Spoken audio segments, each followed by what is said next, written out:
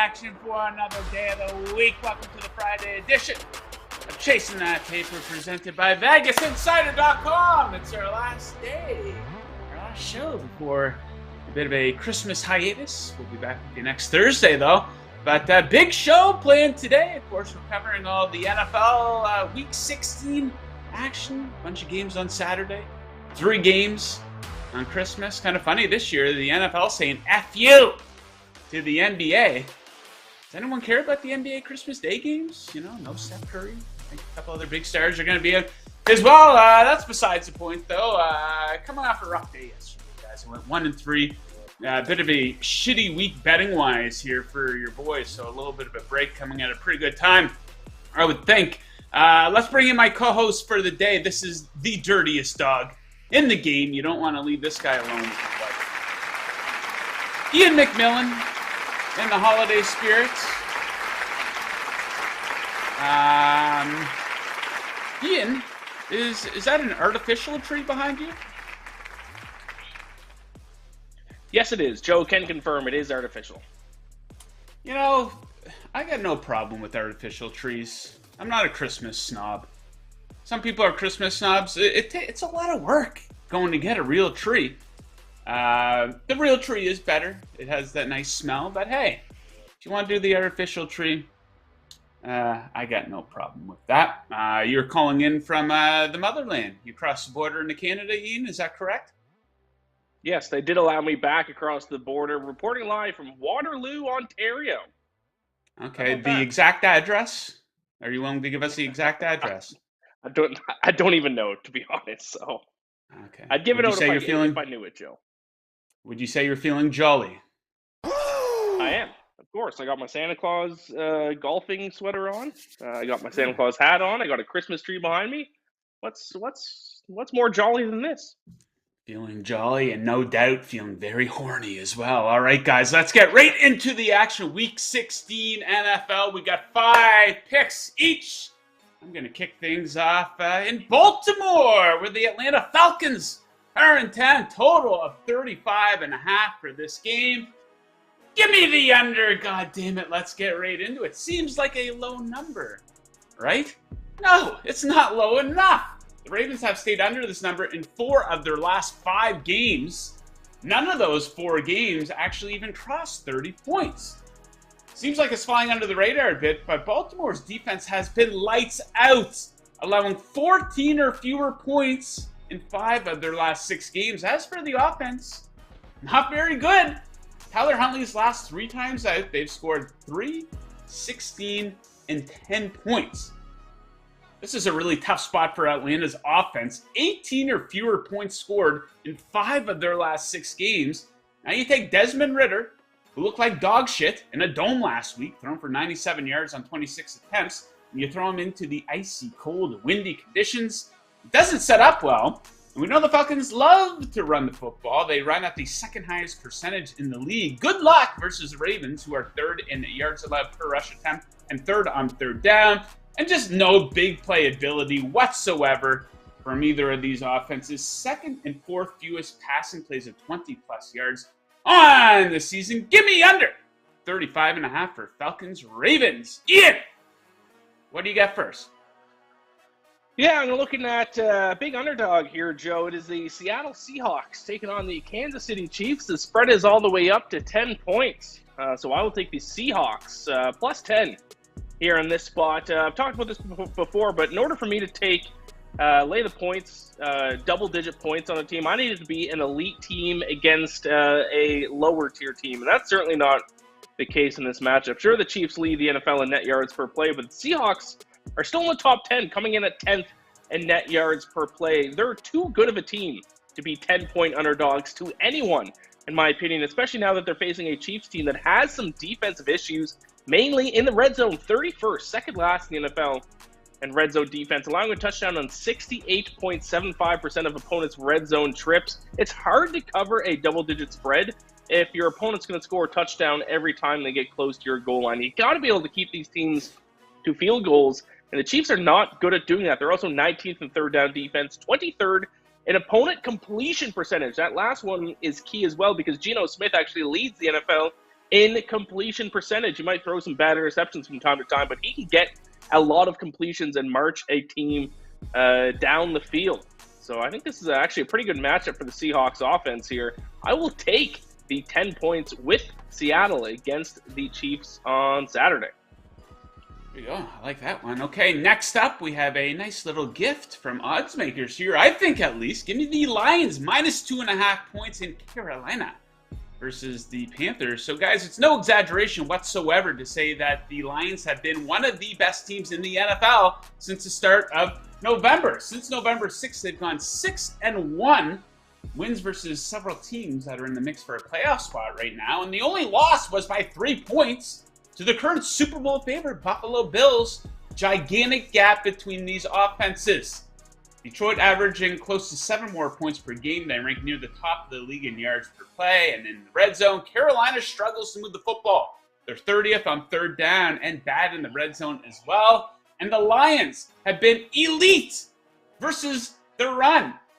Carolina leads the NFL in rush and play percentage over the last 3 games. Guess who leads the NFL in yards allowed per rush attempt over the span? Well, it's actually the Tennessee Titans, but the Lions are right behind them, allowing an insane 2.9 yards per rush. So they're going to make Sam Darnold beat them, and I don't like Sammy's chances. Give me the Lions minus 2.5. All right, Ian, let's keep rolling here. What do you got next? Next up, I got a total bet and an NFC matchup here between the Giants and the Vikings. I'll take over 47.5 in this one. I talked about red zone efficiency earlier with the Chiefs, but red zone plays a big role when you're betting on the total, whether it's an over or an under bet. If it's an over bet, you hope for both teams to be pretty good in the red zone so they can score touchdowns instead of field goals, and that is the case here between the Giants and the Vikings heading into this week. They rank 7th and 8th in the NFL in red zone offense. So hopefully every time they get down close to the goal line, they can punch it in for 6 points instead of being kept to just a 3-point field goal. Also, these two defenses are amongst the worst in the NFL. I think this total is too low for a game featuring these two bad defenses, 28th and 31st in opponent yards per play. And that reflects in the Vikings over record this season, 9-5 to the over. And the Giants over record should be a little bit better than what it is, because there's been a few late game mishaps that has caused totals to go under, like both games against the Commanders, one being a tie. They needed a couple points to go over, and then the one last week against the Commanders, which was going to go over if the refs didn't decide to call the game there with a couple of crazy penalties. So I like the over 47.5 on Saturday between the Giants and the Vikings. All right, next up, we got the Saints, we got the Browns. We have a historically low total of 32.5. Pretty low number, right? Well, guess what? It's not low enough, motherfuckers. Give me the under on this one. Good luck throwing and kicking in this game. This has been described by Kevin Roth, who's the chief meteorologist for Roto-Grinders, as the worst possible weather for football.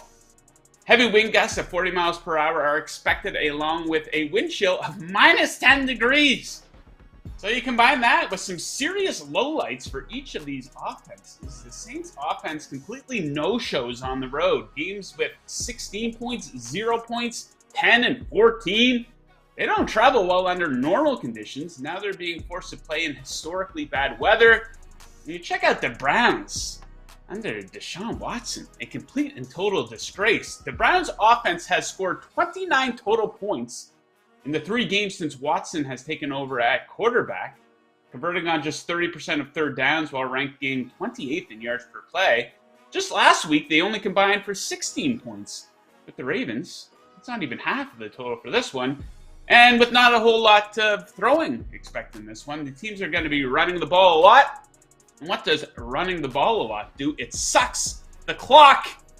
Give me under 32.5. Saints versus Browns. All right, Ian, let's keep rolling. What do you got next? Next up, I got probably what might be the ugliest bet of the week, Joe. I'm going to take the Washington Commanders +7 against the San Francisco 49ers here with the spread being at a touchdown. Yeah, I kind of like Washington here. This is all being said if the refs decide not to make them lose with some bad calls again. But I'll take the +7 here. Starting off with Brock Purdy, who has been a very fun quarterback to watch. I've bet on the 49ers the past 2 weeks, but you have to expect at least a little bit of regression in his play. Now, he might be the guy. He might be a good quarterback. But for a young guy, they're going to have a couple of bad games starting off, especially because now that he has a few games under his belt, he has some film on him that opposing coaches can watch. Excuse me, and opposing coaches, when they get some film, they can usually find where the weaknesses are of a young quarterback and try to exploit those weaknesses. So I think he's going to stumble a little bit this game, especially because he's going up against what I think might be the most underrated defense in the NFL. This Washington team, very good defensively. They're just outside the top 10 in opponent yards per play. They're 4th and 3rd down defense, which is huge, 16th in red zone defense. So this is not exactly going to be a walk in the park for Brock Purdy. Also, an interesting note here, the 49ers statistically much worse at home this season compared to on the road. The record is better at home, but statistically, they struggle. If you even just look at net yards per play, if you split those up between home and away, they're first in the NFL in road net yards per play, but all the way down at 11th in net yards per play at home. So don't just automatically bet on the 49ers here because of a conceded home field advantage. I will take Washington getting a touchdown worth of points against the 49ers on Saturday. Yeah, I took San Francisco on a teaser down to -1. Could be a little uncomfortable. Washington's not a fun team to go up against. Okay, let's keep rolling here. Give me the Bengals -3 in New England taking on the Patriots. The Bengals on an incredible roll against the spread right now. That's seen them go 19-3 in their last 22 games. We're not just following the trend blindly, though. A lot to back this up. These teams are on much different levels. Do the Patriots even have an impressive win in 2022? I don't think so. Congrats on beating up the Cardinals and the Colts, but they basically gotten destroyed versus teams who are currently in a playoff spot. And I think 3rd down and in the red zone could be a difference in this game. It could be the difference in this game. I think this game comes down to Cincinnati's ability to extend drives on 3rd down and score touchdowns when they get into the red zone. These teams couldn't be much further apart in these two areas. Cincinnati is 4th in both 3rd down conversion percentage and red zone touchdown conversion percentage. New England is 29th and last in those categories. Mac Jones is regressing. Not quite Zach Wilson levels, but the Patriots still getting too much respect based on who their head coach is. Give me the Bengals, -3. Ian, you're up, buddy. Next up, I'm going to be back in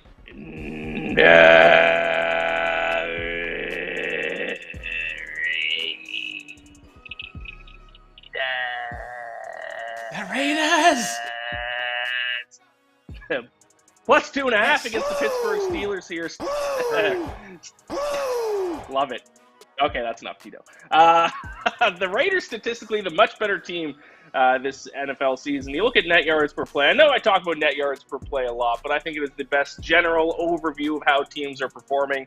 15th in the NFL in net yards per play for the Raiders. Steelers all the way down to 27th. Even if you want to look at a recent sample size, if you don't want to look at all season numbers here, the Raiders actually 6th in the NFL in net yards per play over the last 3 games. Steelers are down at 13th. So full season sample size, recent sample size, it doesn't matter. The Raiders have statistically been the better team here, and they also have a pretty good stylistic matchup in this game as well, because we got the Derek Carr, Devontae Adams connection going up against the Steelers secondary, which has been their biggest weakness, ranking 28th in opponent yards per pass attempt. So this is going to be a tough matchup for the Steelers secondary against this dynamic duo.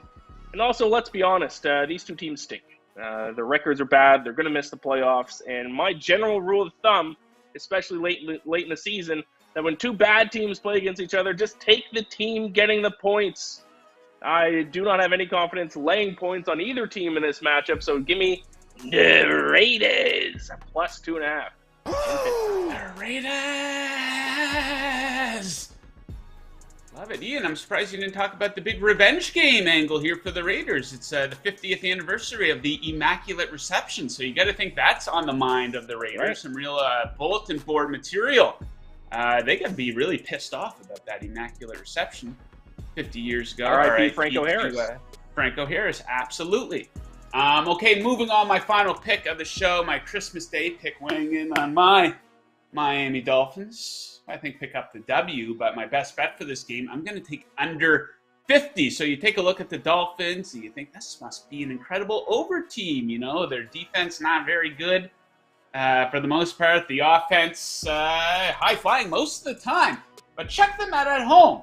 Average combined score of just 39 points in Dolphins home games. As a result of that, they are 5-1 to the under.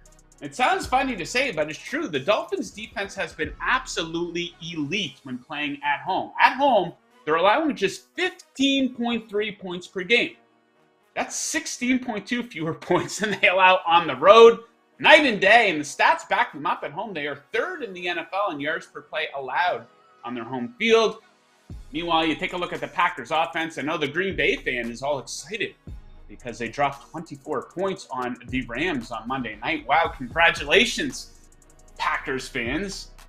But there's been too many times this season where you think the Packers offense is about to turn a corner, and they simply don't. 6 times this season, they've scored fewer than 17 points, average of just 18.9 points per game on the road. And some issues for the Dolphins offense, too. I got to pick on them a bit here. During their 3-game losing streak, they ranked 30th in both third down conversion percentage and red zone touchdown conversion percentage. Not very good there. So give me the under in that one. I think the Dolphins win 49-0. Easy under on Christmas Day in beautiful Miami, Florida. All right, Ian, your final pick of the show. What are you looking at? Yeah, this is usually a Joe classic. I was shocked you didn't make this pick for the show, Joe, so I will take it over this week. I guess it's your little Christmas gift to me. I'll take the under in the Broncos game. I think we've made this pick every single week this season pretty much, so I'll take it this week. The darling. Under 30, I believe it's up to 36. Under 36.5 here between the Rams and Broncos. This one's truly a wrapped gift underneath the Christmas tree for us because it's pretty straightforward. You want the 2 worst scoring teams in the NFL? You got them, 31st and 32nd in points per game, averaging a combined 32 points per game. That is about 4 points less than the set total. And Baker Mayfield, everyone was starting to give him credit because of that 98-yard game-winning touchdown against the Raiders a couple weeks back. But let's make no mistake about it, he still stinks. Completed only 12 of 21 passes last week for 111 yards, 1 touchdown, 1 interception. Even in that Raiders game, he still didn't actually really play well until that final 98-yard drive. So still convinced Baker Mayfield stinks. And the big thing for the Broncos, and a big reason why we've been betting on the under quite a bit this season, is because of their red zone defense, which has been the best in the NFL basically from start to finish this season, allowing opponents to only score a touchdown on 37.5% of their red zone trips against them. But what might be a huge surprise to those of you watching is that it's the LA Rams that are actually second in opponent red zone scoring, allowing a touchdown on only 43.48% of opponent red zone trips. It's one of the only bright spots for the Rams this season. So I think this is one of the easiest bets I've placed all NFL season. I'm sure that means that it's going to go over by about 20 points, but got to trust the numbers here. Give me the under 36.5 between the Broncos and Rams on Christmas. Broncos country, let's ride. There we go. Maybe one last time this season. Yeah, battle of teams there who owe their first overall draft pick to another team. So fans of the Lions and Seahawks will have real interest in that. The Lions, they're set up so well. I think that they should stick with Goff for at least another season. He's been pretty good this season. He's been a top 10 quarterback this season. I know he had become a bit of a punching bag for a while, and the Rams completely threw him under the bus, deservedly so maybe in some areas. But, you know, just because a guy stunk for a certain period of his career doesn't mean he can't rebound. The guy's not even 30 years old yet. So Lions in a spot, they'd probably be able to take the best defensive player in the draft here with that first overall draft pick that the Rams sold. They're sold. No, what's that? Jared Goff, is he not 30 years old yet? I don't think so. It's got to be, I would guess 28. He's 28. Holy crap. That. Yeah, stick with Goff. Why not? Keep building up. The defense is not very good for the Lions, but take the best defensive player, maybe that linebacker out of Alabama. Their offensive line's fantastic. You know the Lions they're tied for the fewest sacks allowed this season? The Lions are set up for the future. I don't know about Dan Campbell. It might be that offensive coordinator that takes over a head coach here someday. Dan Campbell needs a timeout specialist on the staff, or a clock management, game management specialist to be in his ear. Okay, guys, if you're watching on YouTube right now, I forgot to do this off the top of the show. Producer Tito is going to be mad at me. If you're watching on YouTube right now, give us a like and do the subscribe as well. Tito did his job with the little graphic right down there as well. He was waiting for that cue to touch the button to bring that up.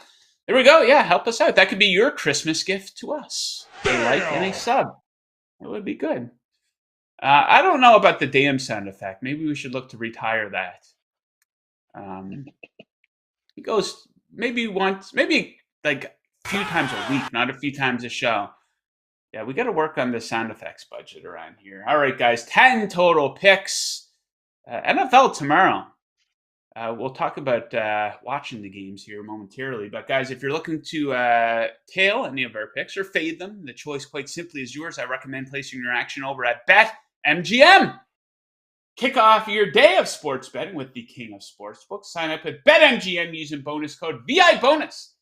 And your first wager is risk-free up to $1,000. That's VIBONUS. All one word, no spaces.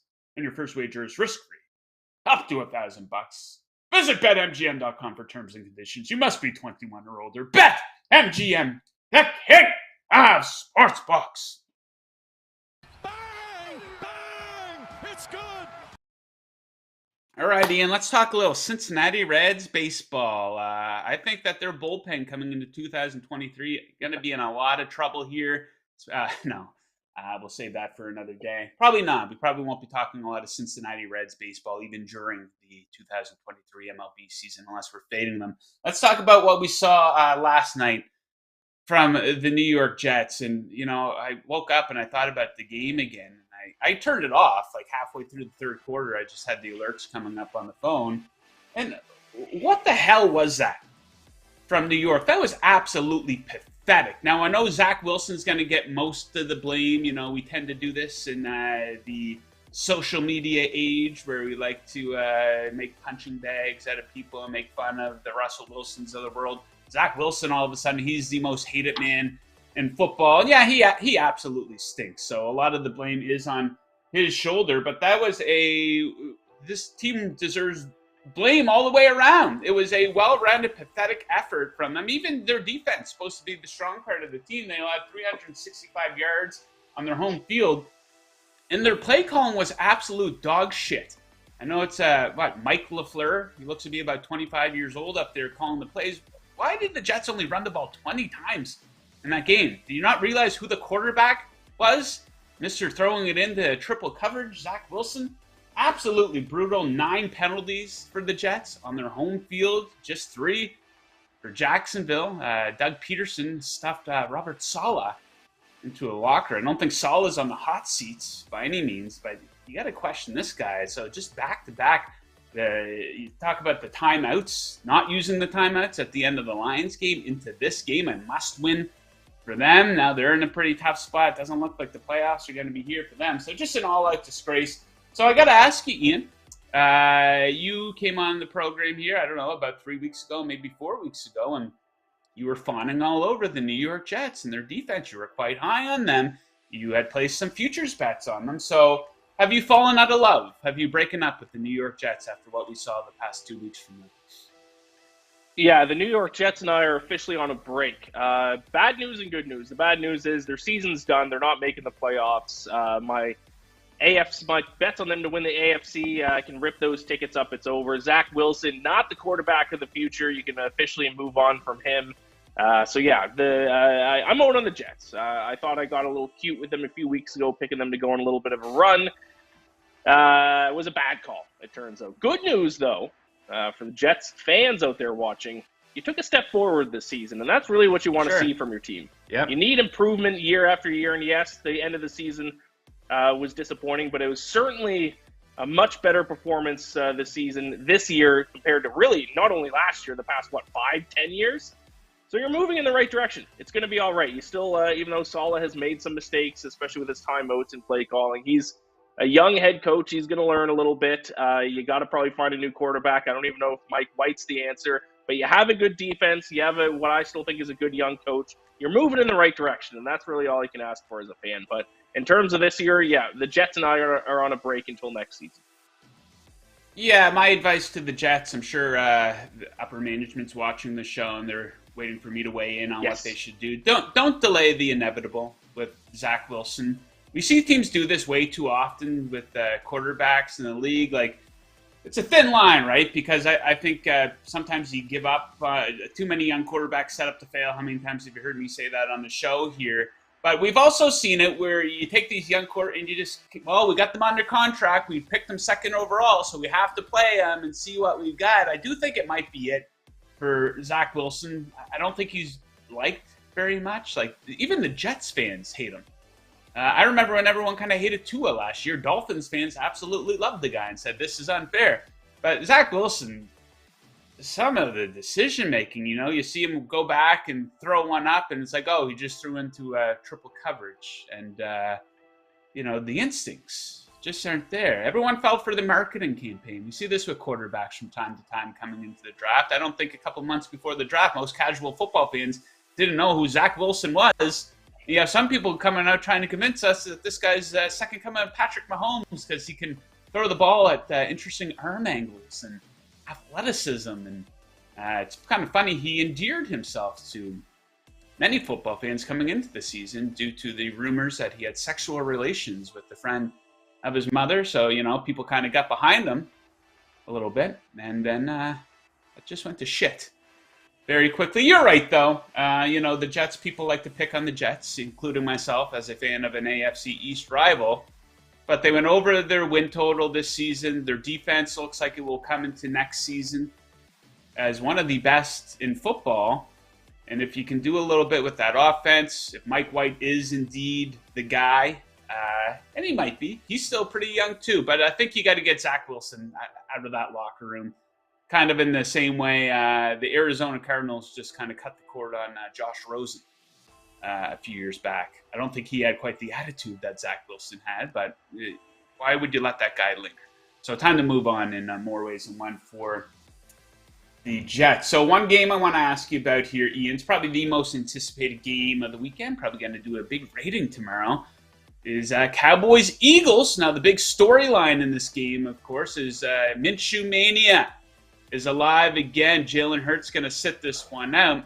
So when Hurts was in, the Eagles, I believe, were a small favorite, right around -1 point. Then Minshew's in. It was up to 5.5 at one point. Today it's sitting there at 4, favoring the Dallas Cowboys. We did a poll earlier in the week asking people to weigh in on what side they were leaning towards, and I think it was like 70% of people still liking the Eagles. A pretty complete team, They still have a really good defense. Which way are you leaning for this game? Yeah, I'm on the Cowboys in this one, Joe. I ended up taking them at -4.5. With Gardner Minshew starting, listen, I overall like Gardner Minshew as a quarterback, but the Eagles' run and a big portion of their success offensively is designed runs for Jalen Hurts. Jalen Hurts doesn't do a ton of running on passing plays, but he does a lot of design runs, like quarterback draws and quarterback sneaks and things like that. RPOs. You're not going to be able to do that with Gardner Minshew. Gardner Minshew is not a guy that you run design runs with. So that's gonna chop the Eagles' playbook up a little bit. They're going to have to stay away from those design runs. I think that's going to hurt them offensively. And still, I keep saying it week after week, but the Eagles' run defense is going to hurt them down the line. It hasn't hurt them too much in the win-loss column this season, but they still cannot stop the run. They let the Bears get 5.2 yards per carry against them last week. They're 25th in opponent yards per carry overall. The Cowboys can run the ball very effectively, so I think that's going to be the difference maker. So I'm on the Cowboys. I got them when the line was -4.5. Minshew Mania. Fun guy to get behind, absolutely. He's been a bit up and down, though. I remember everyone fell in love with him in Jacksonville. Then he became easy money to bet against. But I think, he had 2 games last year when he came in and filled in, and he did really good in one of them. I think there was one primetime game, maybe. He was absolutely fantastic. And last NFL question here, Ian, for the game. So 32.5, the total for Saints, Browns. Where are you going in that game? I took the Saints on the money line. The Browns, they run the ball effectively, but they don't really stop the run. And you expect in this game, in a weather game, that it's going to be all about running the football. I mean, in a game with crazy weather, I probably should have just taken the team getting the points because who knows? It's probably going to be like it could be 3-0. So I took the Saints on the money line. I just figured if it's a coin flip because of the weather, take the underdog. But if you want to be a little less aggressive, just take the team getting the points because if the weather is going to be that bad, it's probably going to be relatively close. But and also, I'm just addicted to losing money on the Saints. I bet on them every single week because their stats look good, and then they don't win, or even when they do win, like they did last week, they don't cover the spread. So I'm just addicted to betting on the Saints. I'm sure that bet will lose again this week. I don't know what I was just out of my mind yesterday. I totally overthought the total for that game. Like, as I'm watching it, I'm like, why didn't I just take the under for this game? Like, I was paying attention to the total throughout the day, and I was like, why isn't this total dropping at all? And I know it had from earlier in the week, but then you go on the Weather Network website, and it's like, oh my God, it's going to be an insane downpour here. Why isn't this total dropping? Then I go back and I think about what we saw in the Bills and Dolphins game on Saturday night, how everyone took the under because of the weather, blah, blah, blah. It ends up easily going over. So, yeah, this weather. It's more about the win, though, when it comes to weather. Keep that in mind. So, yes. I totally overthought that one last night. I am in need of a bit of a hiatus here on the program. Ian, what are your plans for watching the games here now? I know you're at your in-laws' place. I'm headed to my mother-in-law's after the program here today. I have a 5-year-old son and a 3-year-old son. Now, usually I just have the day to myself on Sunday to sit on the couch and Red Zone on one screen, a game of my choice on the other. So are you going to be able to do your usual viewing routine of the NFL here this weekend? I don't think so. I might have to carry my laptop around me for the next couple of days. That might be the only way I'm going to be able to. So, yeah. No. It's kind of a bad impression. It's like, I'm sure you've met your girlfriend's parents. Have you stayed at their home before? Yes.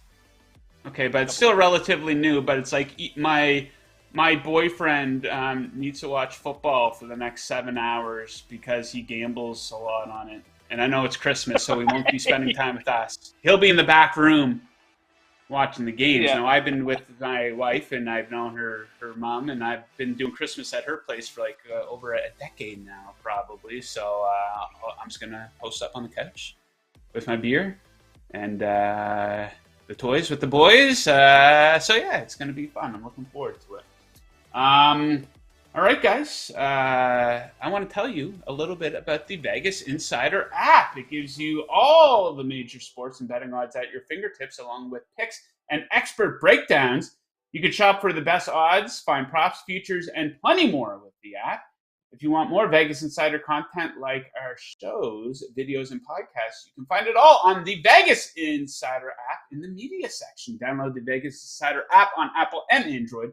Bet better with the Vegas Insider app. Now, Ian, what's the plan for Christmas morning there? Is everyone waking up early and a big gift exchange going on, or? I think so. I think it's going to be classic Christmas. I don't know. I'm just going with the flow, Joe. I'm just going with the flow. We touched on this before, and this is an awkward part of being in a relationship when you're the outsider at somebody else's home on Christmas morning. Like, let's call it what it is. It's not the most comfortable situation. So have you thought it out a little bit? I gave you a couple tips the other day. Like, you might want to be a little bit more presentable than you might be usually when you're waking up at home. Maybe don't get completely blasted drunk so you're totally hungover in the morning. Do you have a morning outfit picked out at all, Ian, or what's the game plan here? This is my outfit, and actually my plan is to get blackout drunk. So that'll be what I'll be doing probably every night the next few nights. I'm just going to wear this every day. It's funny, and I do a big run to the liquor store before the holidays, and it's kind of an excuse. Like, usually, I don't know, maybe one other time a year, if it's like a party in the summer or something like that, you'll go and you'll drop just a shit ton of money at the liquor store, a bunch of beer and some wine and some coolers and stuff like that. But I always take such great pride in going to the liquor store. I buy some fancy tall boys. I'll buy like a big pack of like Coors Light just to have some sippers throughout the day. a big box of wine for my wife. We buy the spice drum so you can mix it with the eggnog and stuff. And I did my liquor run last night. I always take such great pride in that. So what's on your liquor order here for the holidays? Red wine and Baileys mostly. I'm a huge Baileys guy around Baileys. Christmas. Love it. Little Baileys. Drink it in coffee in the morning, drink it on ice at Oh, nighttime. Big Baileys guy. And then some nice red wines, some bold red wines, a couple Malbecs, some Cabernet Sauvignons. Jesus. Yeah, so red wine and Baileys. I like Pinot Grigio. That's my favorite type of wine. What? Pinot Grigio. Say it again. Pinot Grigio. That's my favorite type of definitely how you wine. pronounce it. I believe it's a white. It is very intoxicating to the senses. And one of my favorite traditions, Christmas growing up as a boy, was we didn't get. What's the name of the wine again? Pinot Grigio. It's a white. You can find it in the wine section at my store. It tastes pretty similar to Pinot Grigio, but not quite. Oh, is that how you pronounce it? Okay. One of my favorite traditions from when I was a boy is we would always get fun cereal on Christmas morning. The Fruit Loops, the Lucky Charms, the Cinnamon Toast Crunch. So I'm bringing back that tradition for my sons. You can't be giving your kids like Lucky Charms on like a Tuesday morning in November. Like it's a bit much. So get the big ass box of Lucky Charms. And my oldest son, I'm quite proud of him. In the way he eats his Lucky Charms, you know how he does it? He saves all his marshmallows for the end. No, he saves all the marshmallows for the end. It's pretty mature for a 5-year-old. No? Not impressed by that? No? No, I Nice. think it'd be better if you picked the marshmallows out separately and then just had a bowl of marshmallows. That's the way to do it. Yeah, I believe they did a special edition box. It was just the marshmallows once upon a time, which very healthy. Sounds fantastic. It is. You know, you got to treat yourself on the holidays. Yes. Absolutely. Okay, we put a poll up on Twitter this morning asking you guys to weigh in. AFC playoffs are going to be an absolute blast. And I'm kind of surprised at these results. We asked who's winning the AFC. You know, the Bills, a bit of a knock on them is that they came into this season and not winning a lot of close games. Can't really say that anymore about them. Great closeout versus the Dolphins there the other day. Kansas City Chiefs plus 240 coming in as a favorite, 34.2%. I don't know about them, man. I've been saying it for a couple of weeks now. They don't play full football games. They take their foot off the gas. You know, they lose quarters by 2 scores.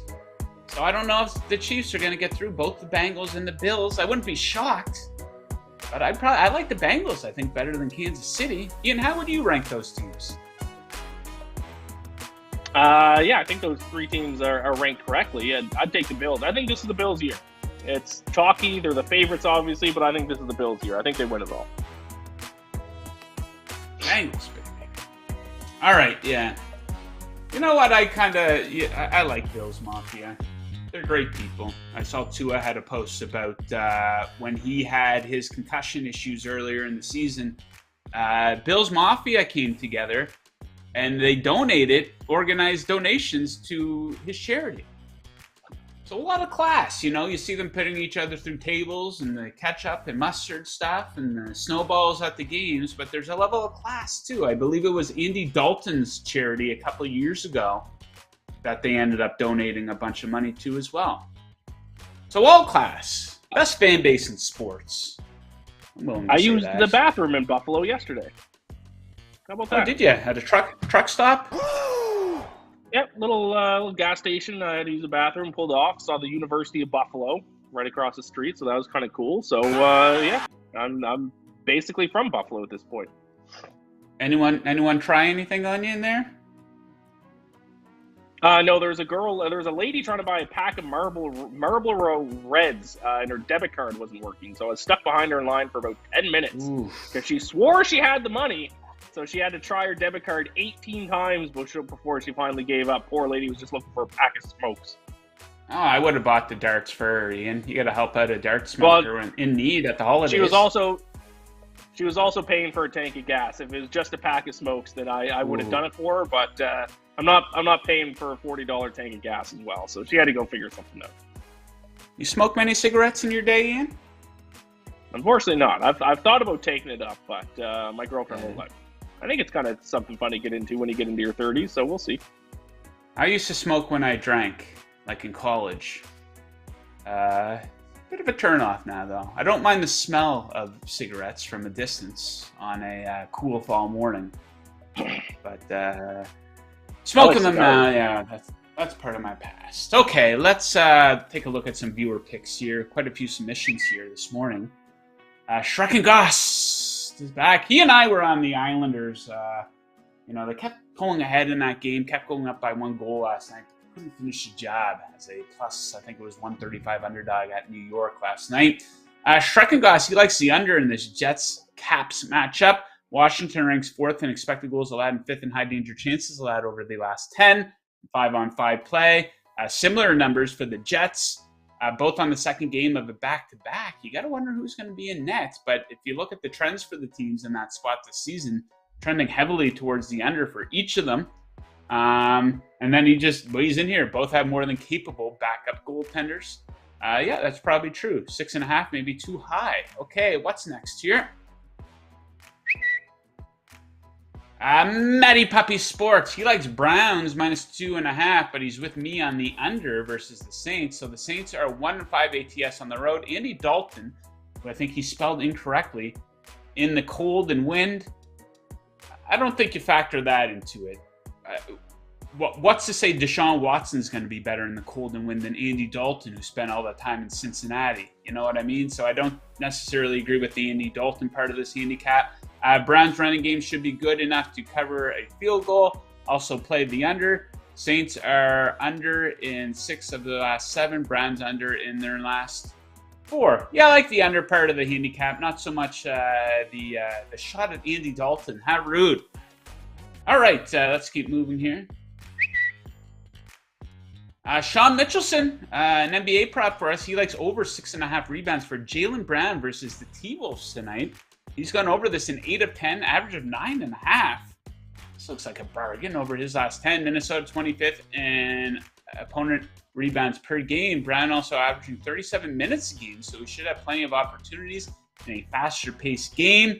Yeah, hopefully for Sean's case here, the game doesn't get out of hand. I see Boston's a big favorite here. I don't know if they necessarily deserve to be that big of a favorite given their play as of late. But yeah, that seems like a good spot for Brown. 6.5, yeah. All right, let's keep rolling here. Tito, who was waxing poetic about a win he had last night. Uzoma, the tight end for the Jets, he had him going over his receiving yard total. I didn't hear the end of it this morning. Tito really dining out on that. So he likes Burrow to go over 1.5 passing yards. A little chalky at minus 140. Burrow is on a tear right now and has thrown 2+ touchdowns in 7 of his last 9 games. Patriots' pass defense isn't very good. I don't think that's necessarily true. They have played some weak competition, but yeah. Allowing an average of 1.7 pass TDs per game. Patriots 27th in opposing TD percentage. Both Pats corners dealing with injuries too. Now, he spelled dealing wrong, and I do try to encourage Tito to improve his punctuation, even in his tweets. Like, put a period at the end of a sentence, an exclamation mark, perhaps. So that would be my suggestion to Tito. Now, I'm on the Bengals here, so I hope he's right with this one. But Tito is 1-0 in his last 1 bet. So on a bit of a tear right now.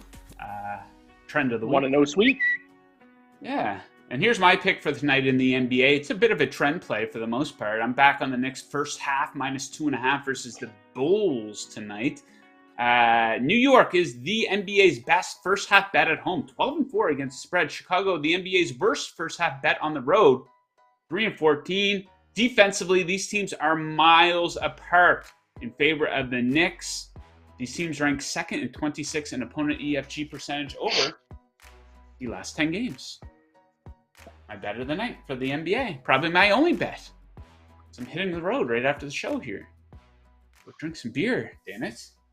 Some junk food. Okay, guys. It is now time for today's Handicapper Heat Check presented by VegasInsider.com. Your home for the best expert picks in the business. Since 1997, Alex Smart continued his hot streak with another bowl winner, bringing his record to 7-1 this season. ASA swept the board with a 4-0 all-sports record last night. Bill Marzano has a 10-3 bowl record after nailing the Air Force money line yesterday. Visit VegasInsider.com/picks. That's VegasInsider.com/picks for today's top plays. That's your Handicapper Heat Check. Stay hot, bettors. All right, winding right down here, Ian. So what else do you have out there that viewers of Chasing That Paper can check out? The Week 16 episode of the Bacon Bets podcast is live. My best bet for all Week 16 games. And also, if you're looking for some more content, here in about 14 minutes, I'll be going live with Crab's Bets to give out my best anytime touchdown scores for this week's NFL slate. Also, this will be my last episode of Chasing That Paper in my 20s. Next time I see you guys on the show, I will be 30 years old. It's going to be sad. I got like 4 days left in my 20s. Ian, don't feel bad, Ian. I'm getting close to turning 40 myself. I got 10 years on Ian. I feel young, though. I think it's just because I'm very immature. You look young. Yeah, I take care of myself. I drink a lot of water, exercise. I don't sleep as well as I should. I don't smoke darts. I don't drink in excess anymore, really. You know what I mean? Like, it'd be rare that I go out and, like, Saturday night, it used to be, like, just going off. But when you get older and you don't have the tolerance and the hangover and little kids, Tito's 27. He's weighing in here. It's good for Tito.